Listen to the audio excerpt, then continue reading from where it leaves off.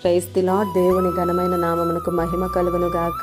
ఈరోజు దేవుని వాగ్దానము, ఆయన నీకు నోటి నిండా నవ్వు కలుగజేయును, ప్రహర్షముతో నీ పెదవులను నింపును. యోబు గ్రంథము 8వ అధ్యాయం 22వ వచనము. ఈ ఉదయకాల సమయంలో దేవాతి దేవుడే మనందరితో మాట్లాడుతున్నాడు. ఆయన నీకు నోటి నిండా నవ్వు కలుగజేయును, ప్రహర్షముతో నీ పెదవులను నింపును అని. నేనా? నాకు నవ్వు అని సందేహంతో ఉన్నావా?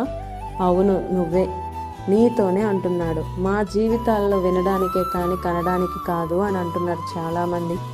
ఇంతవరకు నీవు ఊహల్లో ఉన్నావేమో. నీ నోటి నిండా నవ్వు శాశ్వతంగా పెట్టబోతున్నాడు. ఆమేన్. ఎప్పుడూ ఏడ్పే కదా, నీ గుండె అంతా బరువుగా ఉంది కదా. నీ కన్నీళ్లను తుడిచే దేవుడు, దాటిపోయే దేవుడు కాదు.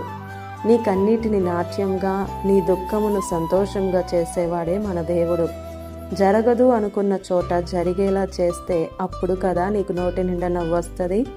గొప్ప విజయం దేవుడు నీకు ఇచ్చాడు. ఆల్రెడీ నీ పట్ల ద్వారం తెరవబడింది. కృప నీ చుట్టూ ఆవరిస్తుంది. ఇంతవరకు ఏడ్చావు, చాలు. ఇక మీదట దేవుని కార్యాలని చూస్తావు. ఆమేన్. శారాతో మీదకి ఇక మీదటికి వచ్చేసరికి నీకొక కుమారుడు పుడతాడు అంటే శారా గుడారం వెనక్కి వెళ్ళి నవ్వింది. నాకు ఈ వయసులోనా అని. దేవుడు తలుచుకుంటే ఏదైనా సాధ్యమే. అలాగే ఈరోజు నిన్ను చూసి నవ్వి ఎగతాళి చేశారా? వారి ముందే నీ తల పైకెత్తే దేవుడు మన దేవుడు.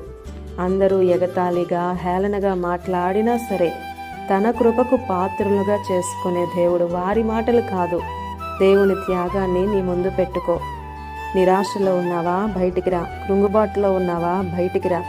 ఆయన కదా నీ కోసం ప్రాణం పెట్టింది, తన శరీరాన్ని నాగలిగా దున్నబడింది.